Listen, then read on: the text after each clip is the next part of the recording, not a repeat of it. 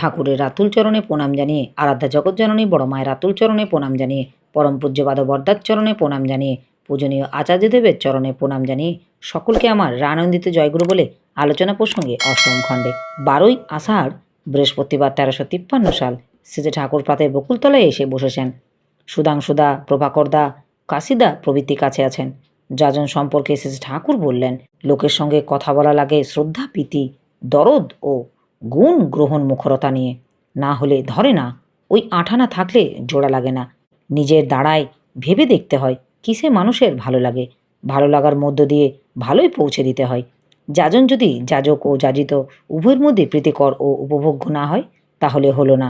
যুক্তিসম্মত তথ্যপূর্ণ আলোচনা করতে হয়, প্রত্যেকের কাজে তার মতো করে, যাতে ভালো মন্দ সে নিজেই তার অভিজ্ঞতা আলোকে নির্ধারণ করতে পারে। বাদানুবাদের দিকে যেতে নেই, ওতে মানুষের অহংকার উত্তেজিত হয়, সে অনমনীয় হয়ে ওঠে, ভালো কথাও গ্রহণ করতে পারে না। প্রভাকরদা, তিনি না ধরালে ধরা তো চায় না। শ্রী ঠাকুর, যখন আমরা তিনি প্রাণ হই তখনই তো কথা খাটে। তিনি করাচ্ছেন বলেই যখন জানি, তখন তিনিই তো আমার মন জুড়ে থাকেন, আর কাউকে সে স্থান অধিকার করতে দিই না। আর তিনি কখনো খারাপ করান না, খারাপ করায় শয়তান। প্রভাকরদা, প্রবৃত্তি তো তিনি দিয়েছেন। প্রভাকরদা, প্রবৃত্তিও তো তিনি দিয়েছেন। শ্রী ঠাকুর, তিনি প্রবৃত্তি দিয়েছেন তার সত্তাপোষণী ব্যবহারের জন্য। ধর্মবিরোধ ভূতেষু কর্মহস্মি ভরতস্ব, যা কিছু সত্তাপোষণী বিন্যাস ও বিনিয়োগের হলো শিক্ষার মূল লক্ষ্য। আজকালকার শিক্ষা লক্ষ্যভ্রষ্ট হয়ে চলেছে, তাই মানুষ তৈরি হচ্ছে না। আমার ইচ্ছা ছিল, ছোটবেলা থেকে কল্পনা ছিল, কাশীপুরের মাঠে বিশ্ববিদ্যালয় করব এবং তার নাম দেব শাণ্ডিল্য বিশ্ববিদ্যালয়। শিক্ষা কাকে বলে তার একটা নমুনা রেখে যাব। কাশিদা, এমন লোক পাওয়া খুব মুশকিল যারা আজীবন গবেষণা নিয়ে থাকবে, পয়সার দিকে নজর দেবে না। শ্রী ঠাকুর, কোন বনে কোন বাঘ লুকিয়ে আছে তা ঠিক কি যাজন লাগে, মানুষ খুঁজে বের করা লাগে। ঋত্বিকদের কাজ হলো মানুষ করা, তাই তার মতো মর্যাদা আর কারোর নয়।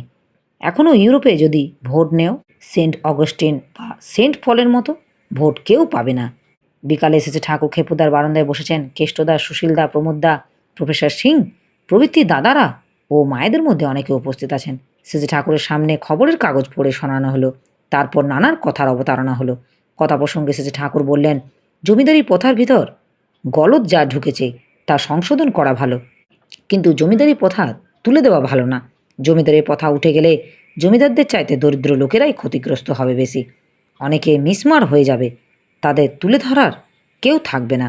সারা ভারতে, সারা জগতের মঙ্গলের জন্য বাংলাকেও সুস্থ, উন্নত ও শক্তিশালী করে তোলার বিশেষ প্রয়োজন আছে।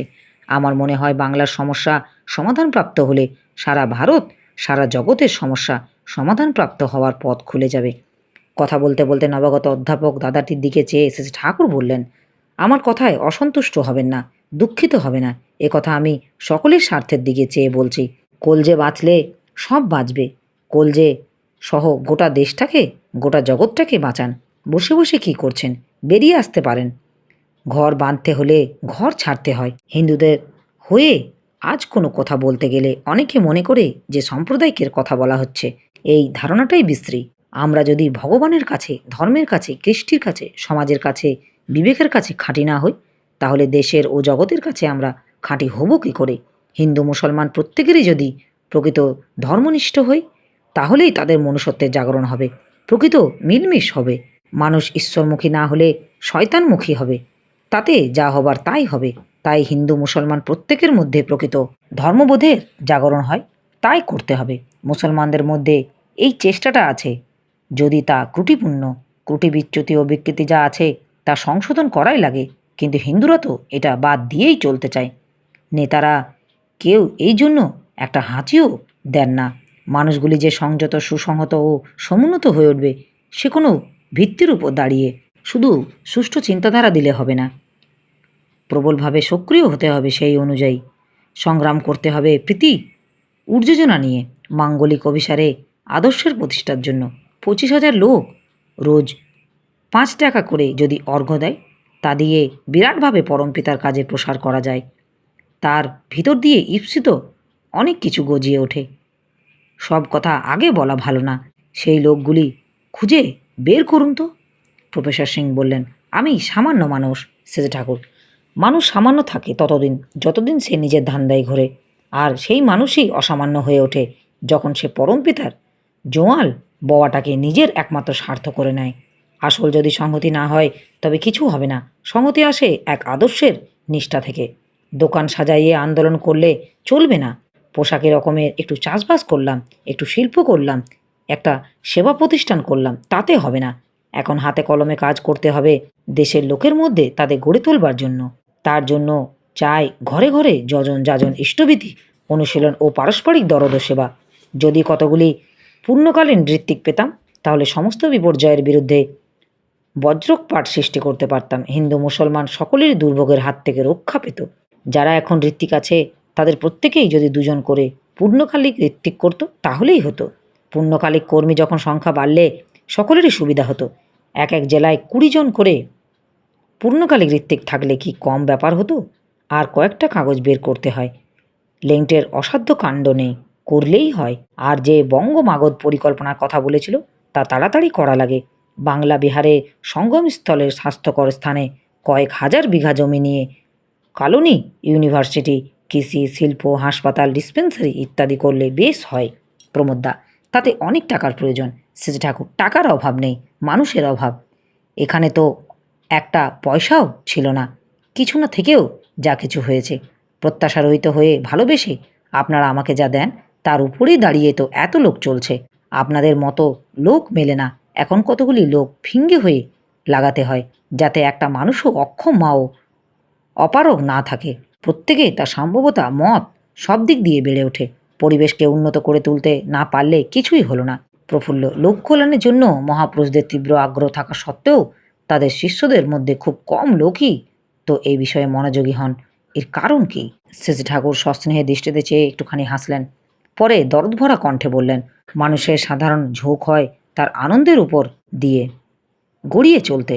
তপ্ত হয়ে থাকে কিনা সেই অবস্থায় যদি দক্ষিণা বাতাস বয়, যখন যেমন অবস্থা হয় উঠতে চায় না, নড়তে চায় না, এও তেমনি। আর্তক্লিষ্ট সাধারণ মানুষের এমনতর হওয়া অস্বাভাবিক নয়। আমি চাই সেই মানুষ, যে মানুষ সমস্ত পৃথিবীর মানুষকে পরমপিতার ছন্দে নাচিয়ে না তোলা পর্যন্ত ক্ষান্ত হয় না।